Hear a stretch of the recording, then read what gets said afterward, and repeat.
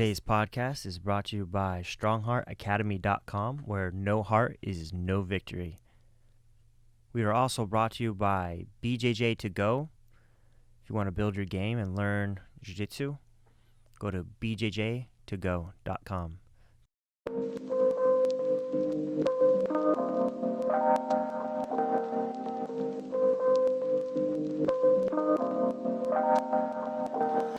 And that's it. Okay, great. So first thing I was going to say is, what's your name?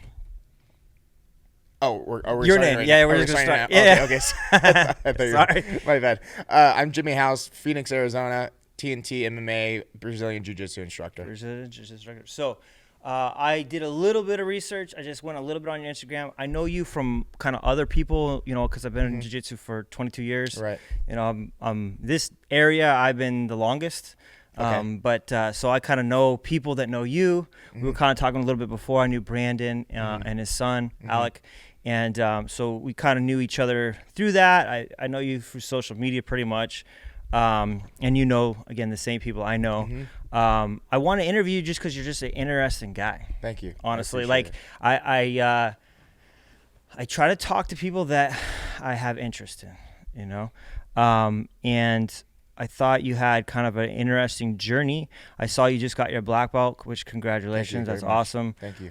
People that don't jiu-jitsu, they don't understand like the dedication it takes to get that Yeah, far. right. It's a little bit less than it used to be, but it's still very few things in your life. You did it really quick, but even 5 years is a long time. For sure. People don't even think 5 years out. Usually they don't even have Right. 5-year plans, So that's great, man. Congratulations on that. Thank you so much. And then I saw that you're trying to maybe do, you're thinking about wrestling now, working on wrestling? Professional wrestling, yeah. So I started that process and everything. The goals of WWE. I've been in talks with a few people within the company and utilizing a lot of my networking and prior connections to help advance my chances. So a lot of my training is now geared towards getting myself ready for an opportunity, yeah. That's awesome, man. Thank you. I saw another interview you were with Tate Fletcher, right? Oh, CT Fletcher? Yeah, CT Fletcher, Yeah. sorry. And CT, not Tate is the other dude, the other guy, big white dude. You were kind of talking about the way that you were training for jiu-jitsu, and I wanted to ask you a little bit about that. Like the months that you do a certain amount of lifting, and then you do a certain amount of, like, I think you said like 4 months straight of as much tournaments as you can, and then kind of like technique after that. So it was really interesting to me the way that you approach it. Can you kind of talk about that? Yeah, of course. So basically that interview was from the first ADCC trials I did. It's like 2019? I believe so, yeah. Five Grappling had interviewed CT and I because CT had come out to watch me compete that day.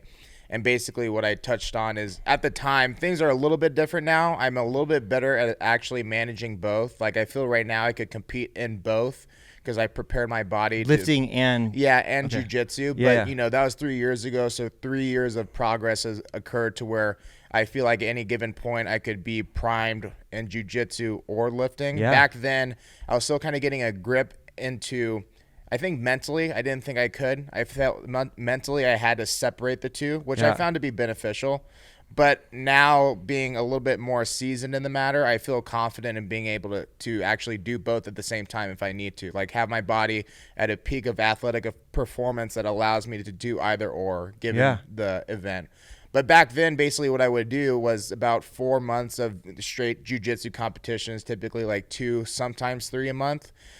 And then after 4 months of that, I would kind of treat it as if it was like a wrestling season in high school, like 3-4 months competing, and then you have 7-8 months off. And during that time, I would be lifting, trying to put on a little bit of size and muscle, and then also venturing out and looking for different lifting competitions and stuff like that. So in high school, you were doing competitions too, lifting? I didn't start lifting until after high school, like competing wise. Okay. I've been lifting since I was a kid, but everything lifting wise was pretty much geared towards sports. Yeah. When I started competing and Performance. lifting, performance. I started competing and lifting after graduating high school, but I kind of treated the training as if it was me doing high school wrestling again, having the competitive grappling season, and then doing the lifting during the off season. How did you do in wrestling? How far did you go with? So I would say in the state of Arizona, I did respectably. My junior year, I finished 5th in the state, and then coming into my senior year, I was ranked number 1 in the weight class. I decided to bump up a weight class. So it was between me and the returning state champ that year from Sunnyside, who ended up wrestling. Sunnyside's so good. Yeah, they for sure. People don't know, they really recruit, which is not legal, but they recruit. So everyone on that team they're solid studs. for sure. Yeah, for sure. I mean, you see Roman Bravo Young coming out of that school now, 2-time NCAA champion, everything. He's a friend of mine. And my guy was from there. He wrestled Division I at GCU for a little bit before they cut their program. So he was solid. And it was between me and him all season. And long story short, it was the sectional finals. I got a concussion 6 days before state, so I never got to actually wrestle. Man. Yeah, and unfortunately. This is athletics, though. Like, I follow – the only other sport I really follow is basketball. And, like, right now, like, Devin Booker got hurt. That's the big thing in Arizona. Yeah. But it's like that's part of the sports, man. Like, sometimes you just get hurt. Like, yeah. There's nothing – you can prepare all you want, but it's a roll of the dice and that aspect, I look back at it now and think that the concussion that cut me short from what my goals were at that time as a huge reason as to why I was even motivated or open to trying jiu-jitsu. So now looking back, I'm more grateful for it than anything, because getting that concussion and not having the chance to even go to win state at the time kind of made me feel hungry to get something. Yeah, hungry, unfinished. I saw jiu-jitsu as a second chance. And so when I was on the mat again training as a white belt, I took it very seriously from the very beginning. And any opportunity I had to get on the mat, a lot of times it was 2-3 times a day just rolling, which I credit to my come up as far as faster progression. But I took it very seriously because it was like not being able to do state was heartbreaking. And now having a second chance, I wanted to make the most out of it. And so 5 years later, here I am. But I'm grateful for that concussion because it really did get me to where I am now. Yeah, it's so weird. Like, there's so many times where, I'm a religious guy. And I remember praying for something, and then it didn't happen. I'm like, God, why didn't? And then it, like, something else happened. And it's like, okay. There's like a country song. I think Garth Brooks is like, I thank God for unanswered prayers. Like sometimes. So like, even if you're not a religious person, like sometimes like something that you wanted so bad, course correction leads you somewhere else. Gives you different opportunities that maybe you wouldn't have the hunger to do jiu-jitsu because you already got the goal. You already got or maybe you would have went. If you won state, maybe you wouldn't have went to college wrestling and went a different avenue. Right. So it's so weird how that works. Is you at the time you're like, you can't understand it when you're in it. Those type of things, you just don't get it. Like, why did this happen? Kind of the pity party, and hopefully that got over that quick, and then you moved on to something else. And then I think it's great that you saw it as an opportunity. I was like, when I graduated high school, I was just goofing off, and I didn't have any good prospects, and I wrestled too. And then my junior year, I unfortunately I got a girlfriend, and her family wasn't home after school, and I won't get more detail than that, but wrestling practices after school, and I made a bonehead young man's decision. And but I remembered when I wrestled, I was in good shape. I got good grades. Right. Okay. And my life, and I just was like, I had a girlfriend. I like, my life was straight. Then I got to high school. I was like out of shape, eating garbage, just goofing off.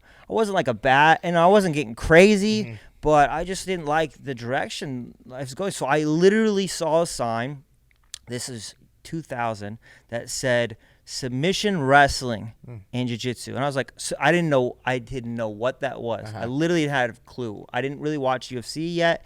I think that was the early UFCs. Right. And I went day one, I was addicted. I was like, this is cool. I can do all the stuff I wasn't allowed to do in wrestling. Wow. Okay. Because I grew up, when I was a kid, I watched WWE, E at the time, and when I wrestled, I stopped watching. But I remember like always wanting to do submissions. Like I'm like, that's the cool part, like the submissions, And so when I started jiu-jitsu, I was just like fell in love. I was like, and then the same thing, like it did everything I wanted it to do. Got me in shape, got me a girlfriend. I started setting goals again, and awesome. It helped me tremendously. So like, whenever I tell people about jiu-jitsu, it's like gospel. Like I'm trying to tell them about Jesus. I'm just seriously. And they always look at you like, dude, knock it off with the jiu-jitsu. I'm like, I know, but like, you don't understand. Like, it helped me so much, change my life. And so, you have to do the work for it to, just like anything, like lifting. If you don't, if you lift once and then don't do it 2 weeks, like you get no benefit. And jiu-jitsu is that way too. Like if you're not consistent and set the goals, it doesn't do anything for you.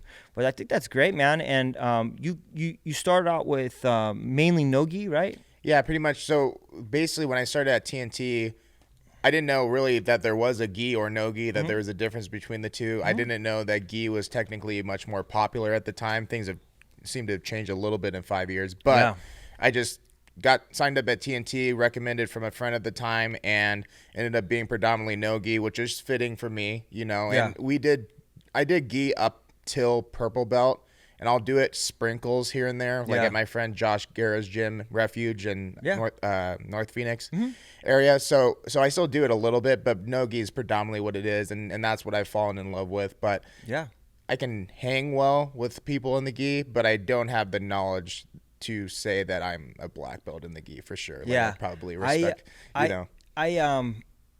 when we used to do it kind of weird, like in Brazil, they used to do, the reason why people use rash guards is because Brazil, it's so hot that they would go surfing and they would stop surfing and then they'd have rash guards on and they would just do jiu-jitsu, no gi. Okay. Yeah, because it's so hot there. A lot of places don't have air conditioning. It's so humid, so hot. I did jiu-jitsu in Honduras, and I'm assuming it's similar. It was like brutal. Really? Like 90 degrees and then like 85 humidity. You're just sweating buckets. I couldn't imagine putting a gi on.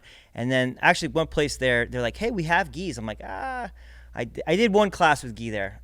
I forgot. Yeah, I did one class. But it was so hard, though. Yeah, it's like, let's go exercise in the heat with a jacket on. Yeah. It kind of reminded me of wrestling, when you're cutting weight. Yeah. Have you ever rolled and you put the sweaters on and we're just rolling? Like, it's brutal. It is similar. Brutal. For sure. So we would do summer no-gi, winter gi. Okay. And that's not, no one does that anymore. But that's what the way we used to do it. So like every summer, when the summer, I felt great because no one could hold on to me.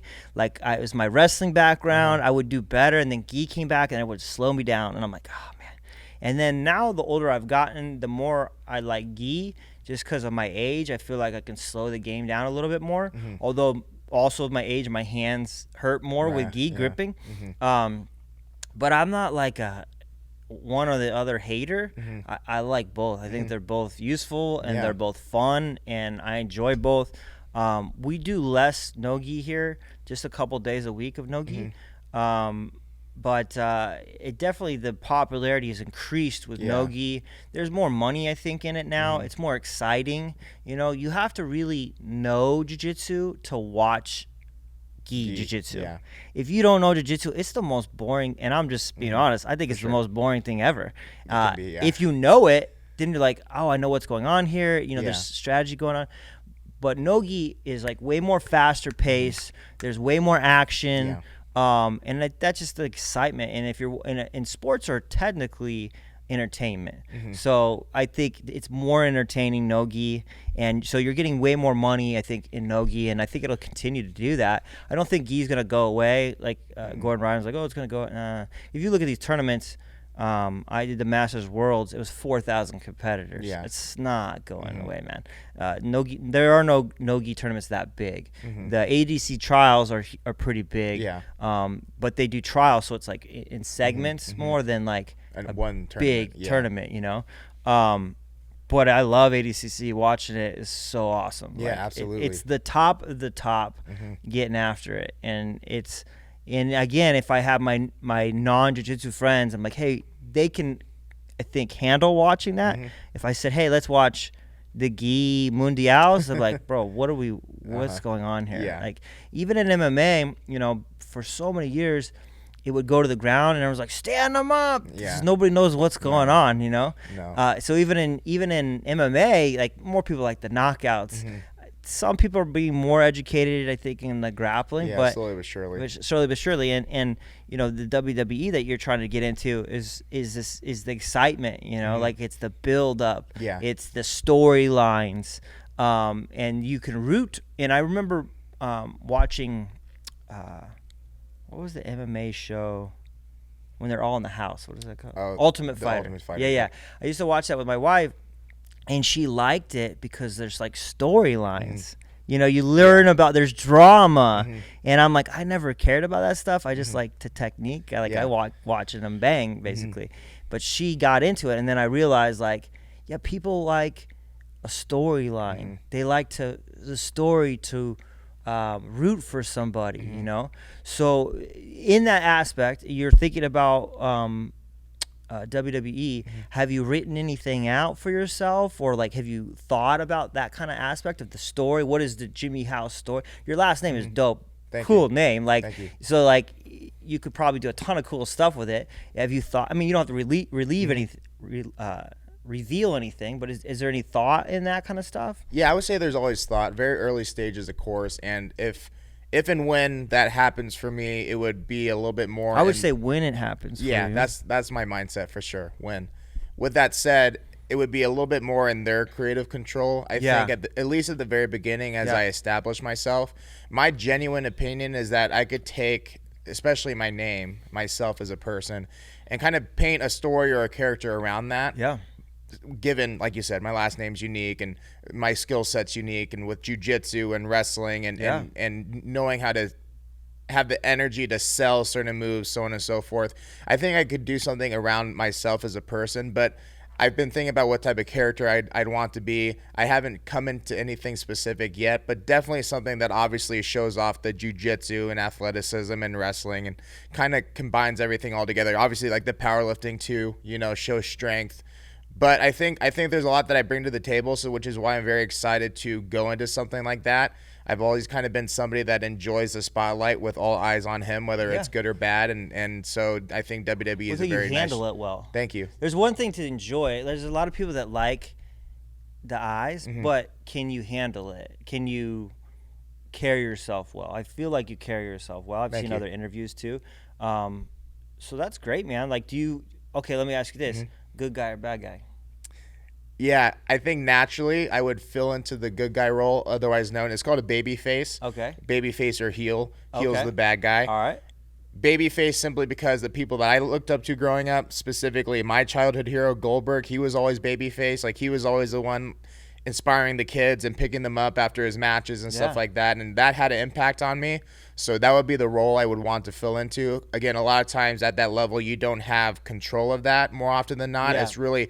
It's dictated by the creative control team, but more so specifically dictated by the fans itself. So whatever the fans want at the time, usually the characters are molded to try to appeal to that. So I'm sure I could pull off a bad guy if I really wanted to, but naturally I do enjoy actually being the good guy in things. Yeah, you do. I was going to ask you about that too. So you were just at before you got here, you were at a school, right?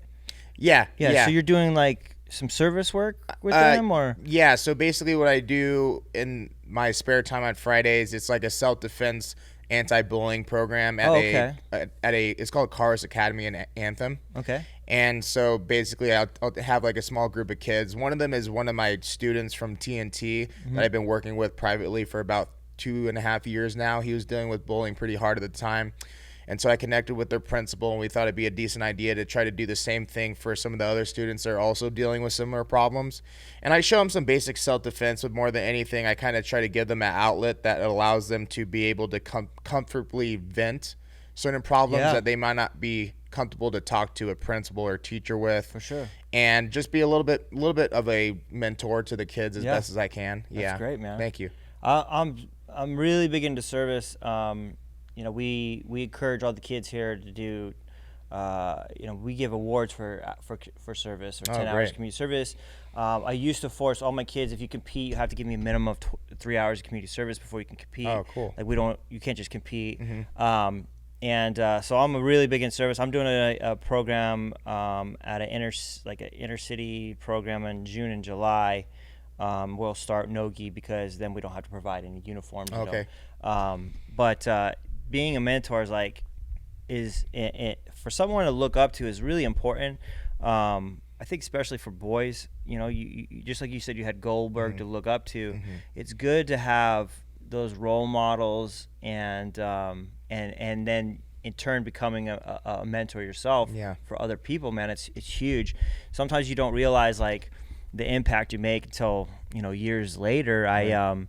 Everyone's, you know, because I've been teaching so long, I have like some of my kids are adults now, right, which is cool, but I was like, man, I'm old. But it's cool because they'll come back, and I've had a couple mothers come back and go, oh, you know, Zach's doing this, and he's you know, credits so much, and like, great. You just never know the impact that you make. So I think that's awesome, great. Like, you might have that too when you're old. Like, these dudes come back and they're like, hey, thanks, Jimmy. Like, I want to let you know, like, you inspired me to do this, that, and that. And man, that stuff means so much to me. Like, I can't even, you know, whenever, you know, if you're questioning the things that you're doing for a job to make money, you know, not everything that you make a lot of money impacts a positive thing. Sometimes it can actually be a negative thing. Yeah, it can. You could take advantage of people. So I never have a problem sleeping at night. You know what I mean? Like, I never go, oh man, I'm taking money from people that, you know, I don't feel right about. Never. I always sleep good, just dude. fine, Well, man. Congratulations. But That's awesome. I think it'll be the same thing for you. Thank you know, you. like that's good. It's good to go through life and not having these kind of regrets for what you're doing with yourself. It's a great positive thing. It's very freeing feeling for sure. Yeah, for sure. And you're figuring out ways to make money with it too. So it's a win-win. Yeah, you there's know? really not all of us get to do that. You know? Right, exactly. Well, and so that's why people like yourself or my coach, Scott Tanbon, inspire me a lot, motivate me to have a reference right in front of me that says, like, this is possible. Yeah. So, and there is times, say, when I was going through college and I was getting close to graduating, you feel like you're forced to get into that your typical 9-to-5 life and corporate. And I just, with all due respect, it's totally fine for people that are in that. But for me, myself personally, I just can't see myself doing that, knowing that the potential to, like you said, impact other people is there. And I feel like not only would I be doing a disservice to myself and my potential, but also a disservice to the people that could actually benefit from being around me, just like you would yourself. And so, I'm very, very blessed. And that's why I'm grateful for TNT to give me the opportunity to be able to make something like this an actual career. For sure. While I try to work to have an even bigger impact on an international scale when WWE comes around. So, I appreciate that. Thank you. That's great. So you said you're working with some coaches on moves, or how? What is it, like everything, all encompassing?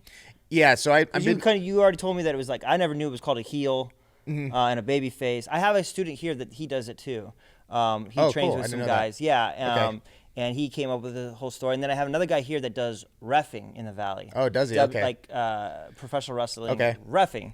And so they kind of talk to me sometimes. I'm not into it as much. I still think it's cool. But they kind of teach you everything about it, or? Yeah, pretty much. So I work with, it's called Train in AZ under Don Vitale. He's the owner of Phoenix Championship Wrestling. Okay. And I've been doing one-on-one work with him about 2 or 3 mornings a week over in Mesa where they're located. Yeah. And he's basically showing me, just the basics, obviously, like how to fall. There's a lot of similarities, honestly, in jiu-jitsu between break falls and how they stand and so on and so forth. Now, when you get into the specific move sets, things change a little bit. There's some things that are counterintuitive to jiu-jitsu going into wrestling, where you're not necessarily concerned in jiu-jitsu about the crowd seeing your facial expression, so on and so forth. But there's a lot of similarities, and body awareness and body movement is a huge skill set that I find going into stuff like that. And specifically with grappling, I think that translates the best into something like that, because it's not just, say, somebody coming from a football background or basketball background where they're very good at moving their bodies, but they're not necessarily skilled just yet in moving their bodies and tandeming that with somebody else's. It's like a very unique skill. It's like a dance. Yeah, it really is. It's a choreographed dance. Yeah, and I'm starting to learn that, and it's super, super fun to learn and go through that process and get reactions from people thinking that I'm hurt because I'm selling something well. Like, I'm starting to see that. Yeah. I'm starting to see why play people off enjoy of each other. Yeah, I'm really starting to see the appeal. So, and honestly, this really didn't become a goal of mine until maybe a year or two ago. Before that, I was just a fan and just appreciated it for what it was. But then when I saw, like, actually there's some potential with this, the talent pool has changed since I was a kid watching it right around the time you were. it's not just a bunch of huge monsters anymore. Yeah. There's a much more diverse dynamic between talent. Yeah, now, I noticed actually. that. I mean, I don't watch it, but I've seen promos of them of these newer organizations too, and a lot more athletic-looking guys versus just giants, Right. and more athletic movements. Yeah, for too. sure. Like I think like Rey Mysterio used to Yeah. do crazy stuff, Yeah. and I think you're seeing probably a lot more of that. I would say it's more common now, Yeah. especially like WWE. They're pushing, trying to get a lot of like collegiate athletes in, where they may not be diehard wrestling fans off the get-go, but they have the athletic potential to mold them into something special. And I like to think that I fall into that category, so that's really where I'm trying to take advantage of the demand for somebody like myself, I guess you could say. Yeah. With the lifting, do you have any more goals with that? There's directions you're trying to go. Is it powerlifting or are you trying to do? I just started lifting again. Oh, cool. Okay. I've only done it kind of 3 times ever. Okay. Cool. Like I've done a little bit for just to get in shape for training. And now I've been set for like since November. I train with a guy. I train with somebody. Okay, cool. I like training with someone for multiple reasons because I think I'm so naive of what's going on, and I train specifically for jiu-jitsu, so, it's more muscular endurance and cardio and movement and proprioception stuff, Right. But is there, what exactly, when you compete, I saw you did like a pull-up, A strict curl. strict curl. Okay, is that something you're gonna keep going? I think I saw 2 videos. Like you're doing 165, and then now you're up to what, 190? I hit 191 not too long ago. That's Yeah, impressive, thank bro. you. I appreciate it. I'm trying to do the body weight. That's curl. cool. That shows growth too. Yeah, Like, right, for sure. I'm not there. I'm keep going. Are you trying to get? Do you think you can get? What do you think? What do you think you can get to? I would say the goal that I would be content with is to do a body weight curl. That's kind of a pinnacle per se in that world of strict curling, where you can curl at least your body weight. What do you weigh right now? When I did the 191, I was about 200. So I'm sitting about like 205 right now. 205, so I have to increase the curl a little bit, get my weight down a little bit, and just peak at the right time. But I think it's possible, because I'm still relatively new at that specific sport, the strict curl. Okay. I'm predominantly known as a power lifter, so squat, deadlift, bench press. That's what I competed in for a long time. And then outside of that, I also got my pro card in natural bodybuilding about 3 years ago. Okay. So I'm relatively diverse in those fields, but in general, I just like to kind of consider myself an athlete that can do multiple different things. I don't really like to subject myself just to one. But I would say goal-wise, I was so close to hitting a 800-pound deadlift last year. I got it to my knees, and then I failed. And my best deadlift more recently was a 3.7 times body weight, which was 740 at 200. So it's like in there in me to want to get to that 800 mark, which – since I need to keep myself more athletic. Beast, bro. Oh, thank you. I appreciate it. Thank you. Beast numbers, man. I just started doing deadlifts this year. I love them. Cool. I'm like, this is awesome. why haven't I done this before? This is so useful for jiu-jitsu. It really is. So, because my age, I'm 42, a lot of it too is like maintenance. Like, don't fall apart and break. And I had many injuries over the years, and I feel like if I had lifted, I probably would have had less injuries. Although you can wear yourself out too. But I love deadlifting. I just started doing it, and the guy was like, I don't know, he's probably BSing me. He was like, oh, you're naturally good at this. I'm sure. I used to do landscaping. Okay. And all it is like picking crap off the ground and trying to not hurt yourself when you do it. So, or concrete. We used to pick out concrete bags. Yeah. So like kind of I can naturally keep my back straight, and I can naturally kind of go down. My squat is terrible, but for whatever reason, deadlift and my grip strength is pretty strong. Okay. Like I have pretty good grip strength, and just years of probably jiu-jitsu too. Yeah. Probably gi. But I'm like, man, I'm like kicking myself. I should have done this so long ago, man. But I love deadlifting now. Awesome. It's like my new thing I like to do, But I'm not even close to those numbers. I don't even know what I'm at. I think I'm like 300. That's good. That's really good. It's decent, especially for starting. For starting, that's really good. But I think that's probably the max. Three rep max. We tend to do like, kind of like we'll do assault bike, and we'll do X amount of calories. Okay. And then we'll for 1 minute, and then if I get it done before, I get to rest between, and then we do 8 deadlifts. Okay. And then maybe another movement, and then back to bike. So that's kind of how I do it. Okay. Kind of circuit, but I feel that helps me for jiu-jitsu because it's like get your heart rate up really high, then do something really physically taxing, and then go back down, and then can you sustain that? We'll do about 4 or 5 rounds. It's really good. Yeah. But so like a lot of this stuff is like new to me. Lifting. I lifted with another guy named Tin Man. He does a bodybuilding gym, Physiques, right off of I know. I've heard of Bell. Physiques, yeah. Yeah, and he trains bodybuilders, strictly bodybuilders, and he has mirrors in there, you know, to practice posing and things.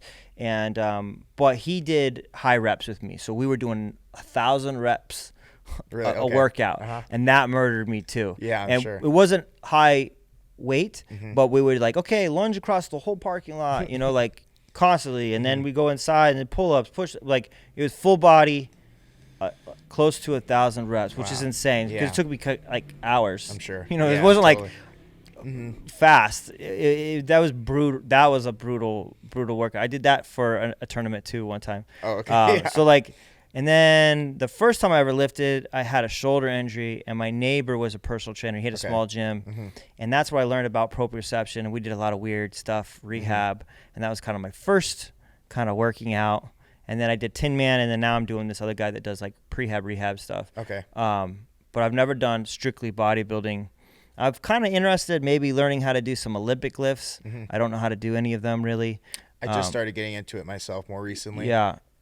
Due to the WWE stuff with the explosive aspect added to it. A lot of the lifts itself, I understand the body mechanics behind it, but specifically say like catching a clean, I have trouble doing that. I have decent triceps and shoulder and lat mobility, but my general bicep kind of gets in the way a little bit, so it's a little bit harder to catch it on my chest. So I've been doing a lot of drills recently to try to get it to the point where I can catch something, you know, just like you should, because I find it to be very beneficial. I just never really added it in before. So what is there any other kind of like workouts that you like to do? Yeah, actually, I was going to recommend, and it would definitely, you probably heard of him before too, just because he's getting more and more intertwined with jiu-jitsu now, but knees over toes guy, familiar? I follow him. Okay. Oh, yeah. Okay, there you go. So that's something that I have the monkey foot. Oh, good. I own good. it. Me too. Awesome. Yeah, so that's something I'm a huge advocate for. I want to start working, you know, my tibias. Yep. And then the guy I work out with, he follows him too. Oh, perfect. So we do Good. the sled now. Good. I'm starting to do sled. Yeah, all that stuff's amazing. I've been doing it for about a year, and I'm a huge advocate. I'm always watching his stuff to learn more. My coach, my powerlifting coach, is a huge advocate, and I teach it to a lot of my clients now. In fact, I actually run workshops at TNT, specifically like bulletproofing shoulders, knees, stuff like that. And honestly, for grappling itself, that's one of the most important things that you can really add in. There's strength aspects, there's explosion aspects, benefits to it, but as far as just making sure that your body is able to withstand the stress that you put yourself through competing and make sure that your knees are able to hold up. When I did my last training camp for ADCC trials, I think that's where I saw the biggest benefit out of that style of training, because I was lifting once or twice a day and then wrestling hard 2 or 3 times a day. And it's like, I should be feeling this more than I am, but I'm not. And I think a lot of it had to do with my training switch. The knee stuff is great, but it's more so the concept behind what creates that stability in the knee, training everything in a long range. So I just took a lot of those concepts with knees and then applied it with shoulders, elbows, wrist, neck, spine, lower back.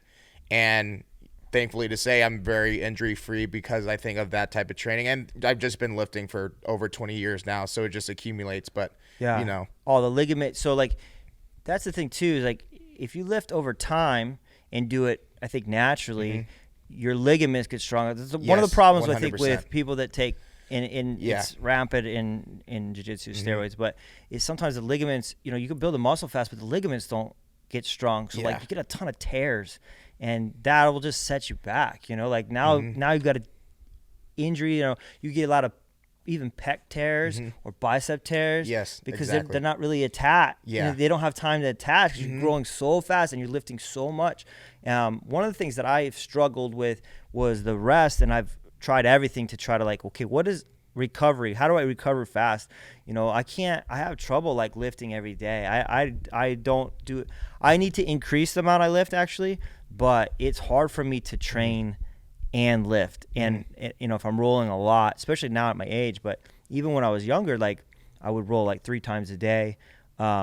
But if I added lifting, I would like, man, I don't know how I could do this without injuring myself or just being broken. You know, when I train with Kyle, he trains 7 days a week, twice a day, and he believes in training tired. Like he's like, you have to train tired because there's a certain point you'll have fatigue, and will your technique take over? Right. And but I always found when I do that, I have a tendency to get injured. Like, so I think there's a fine line, like finding out each person's kind of different too. You know, can you do it? Can you not do it? I don't know. Like, do you ever feel like worn out when you're training that much? That's a lot. I do. Somebody asked me this the other day. I think a lot of it's like I'm burning off of motivation or drive or just the want to succeed half the time, and I tend to mask literal fatigue or lack of energy a lot of times because of it. But I find that, you know, due to the fact that every hour of the day I'm allowed to choose whatever I want to do whenever I want to do it, there's a certain stress relief with that. Yeah. To where, yeah, I might feel a little bit tired, but I can choose to go to the gym. I can choose to roll whenever I want. I don't have to mix in things I don't want to do, and I just feel energized for that or motivated per se. But to that point, when I started jiu-jitsu, it was more lift one day, jiu-jitsu the other, and then have like a rest day or two in between. And then I just kind of kept slowly increasing that, just like you would anything else, to where now I'm able to manage adapting. Yeah, it was really all adaptation. And so now I'm able to do multiple hard rolling sessions and multiple hard lifting sessions in the actual same day. And I wouldn't recommend it to probably 99% of other people because I myself took 5 years to bring myself to this point. Well, plus you would be lifting since you said you're 6, so like part of your body's already used to that. Exactly. So you're really only adding one thing. You're not adding 2 things. Yeah, right. Where like someone else, like me, well, I guess I already do the jiu-jitsu, but like if you're brand new and you just like, I'm going to lift and jiu-jitsu, that's like adding 2 things. That would probably be a lot harder to do in the beginning. You might have to do a little less of more or balance it a little bit better, probably. Typically when people ask me that question, how do you balance it? That's my first answer because most people are coming from just lifting or just jiu-jitsu. So you want to be in best control of all the variables as possible. Yeah. And so let's say I had a client come in that does jiu-jitsu but hasn't really lifted before. I would tell them right off the bat that we could make progress with literally lifting 1 day a week, one full body workout, and just be in control of whatever movements we're doing. That way, there's a lot of room to progress over time, and we can actually get the body to adapt without having to retract away from the jiu-jitsu side of things. Meaning, I could have them train 1 day a week, do that until we see a little bit of plateau. Well, great, because we can add in another day and then further specify the training.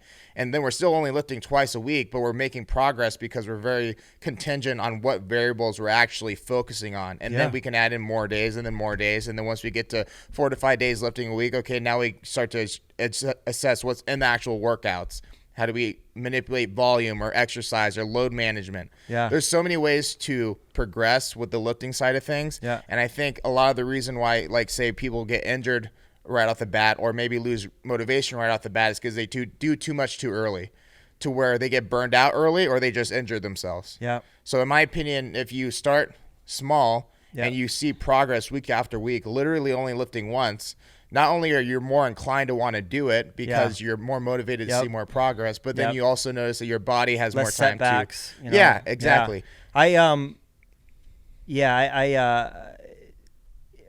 I tell people when you first start, just start with twice a week jiu-jitsu, because that alone, if you're not athletic or you're out of shape, it could be brutal. You know, like give yourself a day in between to rest, and then add another day when you're feeling I'm not as sore.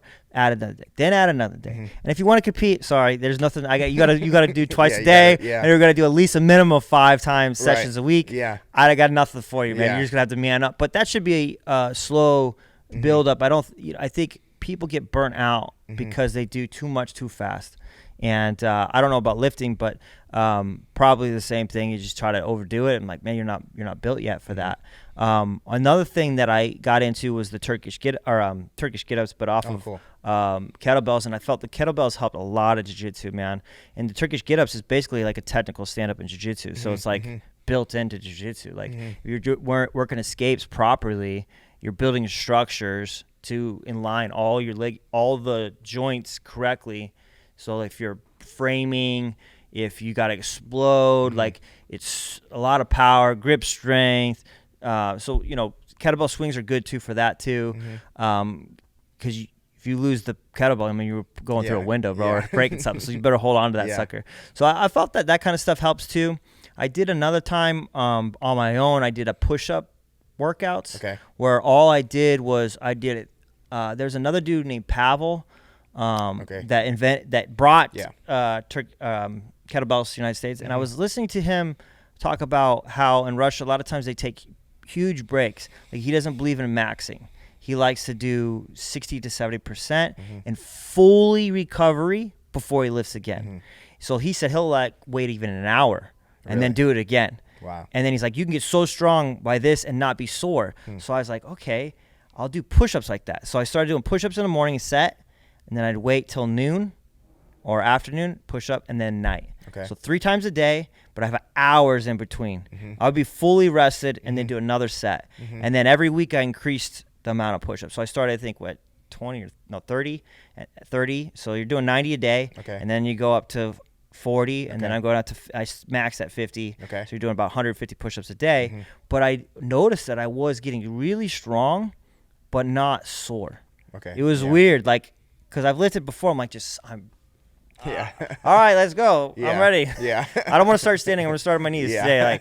But that workout was very strange because I was like, I never really sore. I was fully recovered every time. And then the last thing I was going to ask you, because I know you got to get out of here soon. Yeah, no problem. Was your intake of food and protein. What does that kind of look like for you? Because that's what I struggle with the most. I love soda and junk and garbage. I think I have good genetics, so I'm probably should be way heavier than I am, even for my age. I'm trying to get my diet better and cleaner, without being crazy. But do you have a set thing, or do you change it up for what you're trying to do? If you're powerlifting versus Jiu Jitsu or versus maybe WWE, is there something that you change it up or? Yeah, so I would say that, and I'll be honest, right now in this very moment, I don't do any tracking, because to me, to be the most successful with a diet, it's about finding a way to stay consistent to where at least 85% of the week you're eating good, healthy foods, not just to feel, not just to look a certain way or have a certain number on the scale, but to have the internal benefits as well.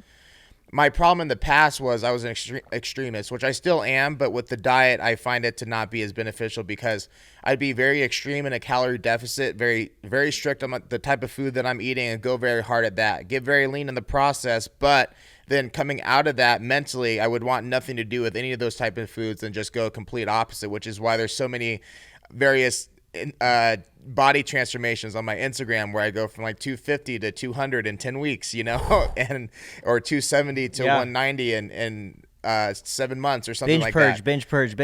Pretty much. And so it's something to where, you could commend me for the drastic weight loss, sure. Yeah.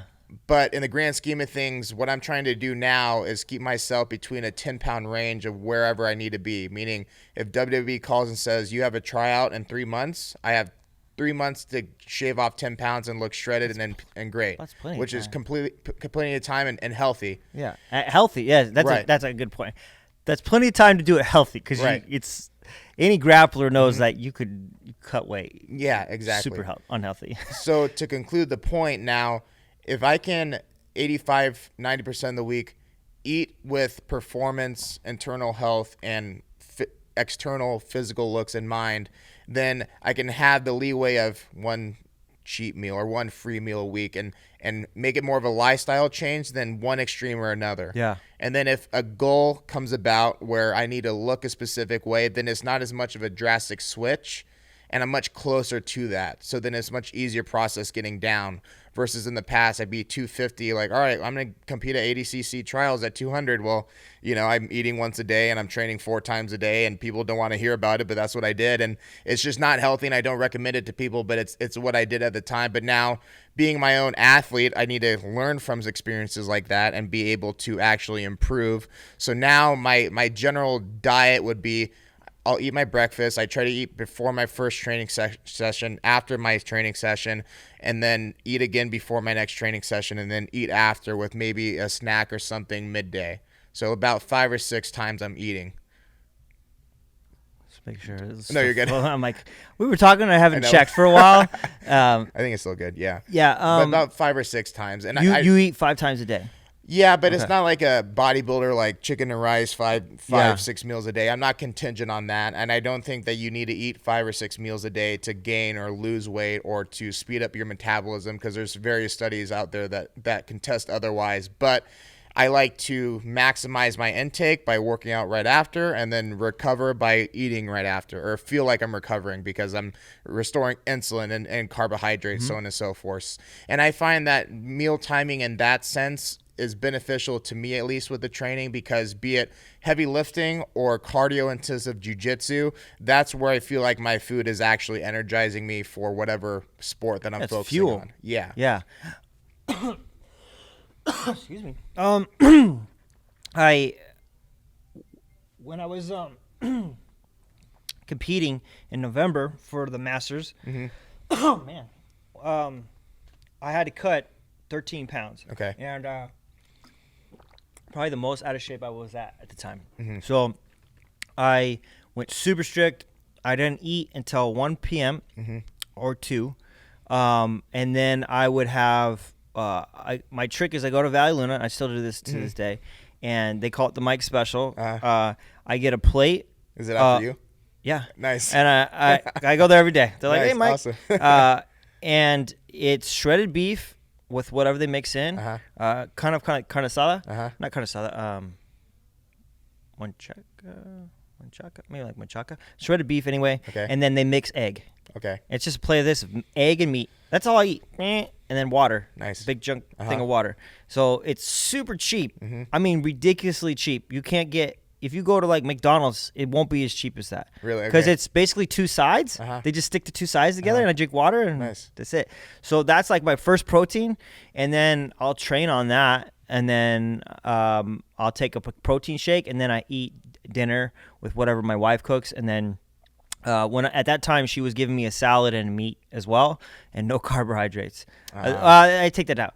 I would have greens that would have carbohydrates in it, but it wouldn't be like no pastas, no breads. I cut all that out. Cut all sugar out. Not all sugar out. Most of the sugar out, and I cut a lot of weight. But I did that still over probably. I guess I got 15 pounds I lost. I wanted to make sure the day of I could eat and drink water, no dehydration whatsoever. I don't like dehydration anymore. I did so much of that when I wrestled, like almost all dehydration. And now it's like I don't believe in that. I think the hydration is the most important thing. Like, I agree. Because you also won't think clearly. No. Like your brain doesn't think right. Yeah. And so that's kind of how I was doing that. I find right now with the lifting that it's difficult to get enough protein in me, like per day, to heal properly.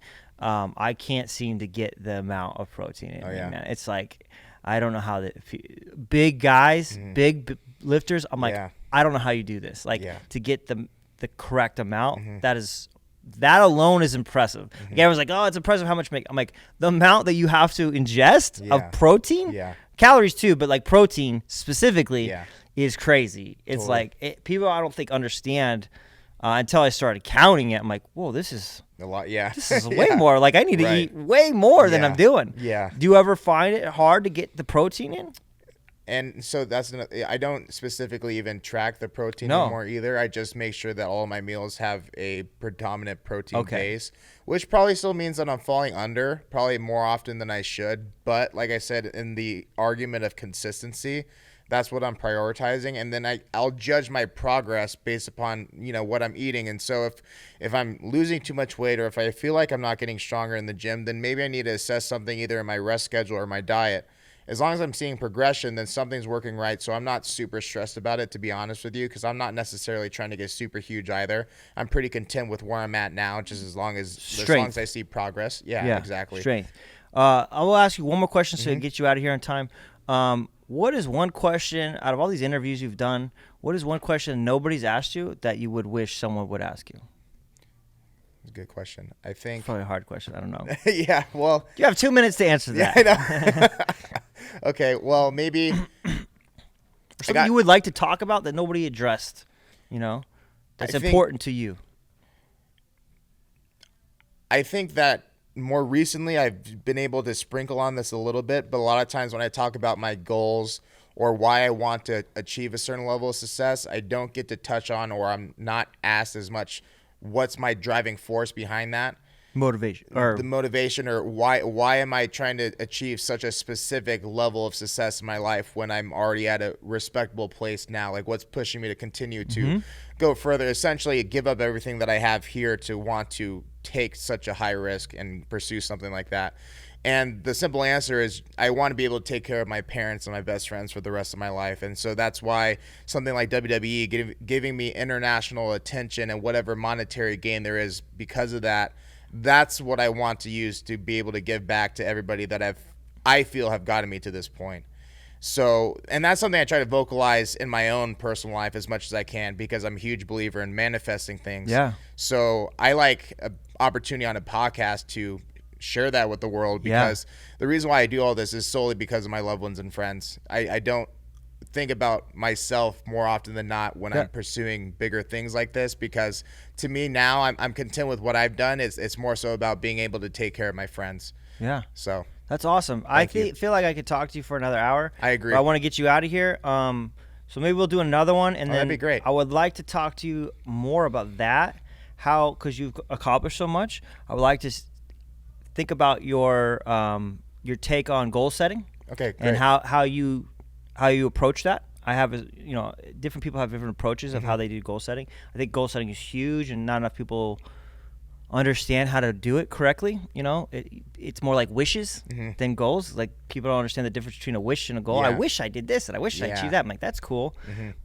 Everyone wishes, but what is the goal and how do you achieve it? And do you have time stamps on this and all that kind of stuff? So I think if you ever are interested in doing another one in the future, I think that's what I would like to talk to you about. And then if something ever comes up, cool. You get your chance. I would love to hear about all that kind of stuff. And that's it, man. I will just leave it there. I just want to say peace and thanks, guys. I appreciate it. Thank you, brother.